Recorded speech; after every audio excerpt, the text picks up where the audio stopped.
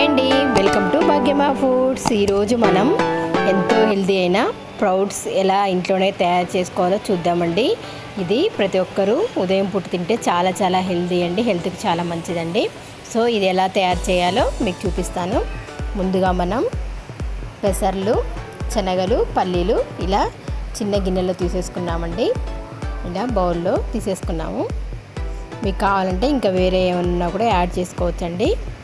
ఇప్పుడు ఒక గిన్నెలో మనం పెసర్లు, శనగలు, పల్లీలు అన్నీ పోసుకోవాలండి. మూడింటిని పోసేయాలి. మూడు ఇలా కలిపేసిన తర్వాత దీంట్లో వాటర్ పోసుకోవాలండి. ఇలా నిండుగా వాటర్ పోసేసుకోవాలి. చూసారు కదా, మొత్తం వాటర్ పోసేసాము.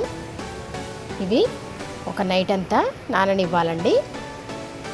చూసారు కదా, నానబెట్టేసిన తర్వాత వాటిలోని వాటర్ అంతా తీసేసాము. నెక్స్ట్ వీటిని ఒక మెత్తటి క్లాత్ తీసుకోవాలండి. సిల్క్ తీసుకోవద్దు, కాటన్దే తీసుకోవాలి.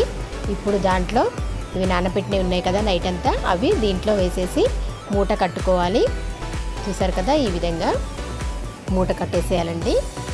ఆ క్లాత్కి తడి పెట్టేసేయాలి. ఫస్ట్ అయితే క్లాత్ తడిగా ఉండాలండి. చూసారు కదా, ఇలా మూట కట్టేసి ఒక బాక్స్లో పెట్టేసేయాలి. బాక్స్ మరీ టైట్గా మూత పెట్టొద్దండి, ఇలా పెట్టేసుకోవాలి. బాక్స్కు హోల్ ఉన్నదైతే ఇంకా మంచిదండి మూతకి. అలా మూట కట్టపోయినా ఇలా దగ్గరికైనా పెట్టేసి ఒక బాక్స్లో పెట్టేయచ్చు. మూతకు హోల్ ఉంటే ఇంకా చాలా మంచిదండి. ఓకే అండి, ఇలా పెట్టేసాం కదా. ఇలా పెట్టేసి నైట్ అంతా అలా ఉండనివ్వాలి. నెక్స్ట్ డే చూసారు కదా, మొలకలు ఇలా వచ్చేసేయండి.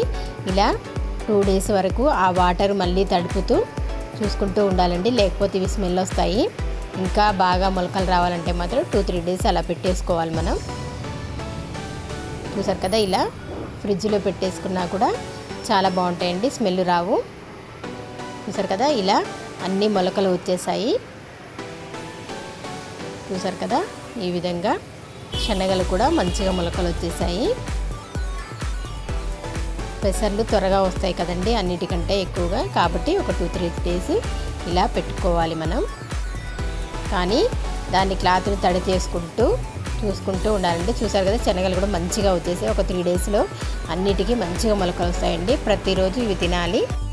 ఈ స్ప్రౌట్స్ మనం ఓన్లీ ఇవి ఉత్తగానే తినకుండా తినేటప్పుడు కొంచెం మనకి ఒగరుగా ఉంటాయి కదండి, అలా కాకుండా ఉండాలంటే దీంట్లో మనం బనానా ముక్కలు కానీ, దానిమ్మ గింజలు కానీ, గ్రేప్స్ కానీ, జామకాయలు కానీ చిన్న చిన్న ముక్కలుగా కట్ చేసుకొని వేసుకొని దీంతో పాటు తింటే కాంబినేషన్కి చాలా చాలా బాగుంటుందండి.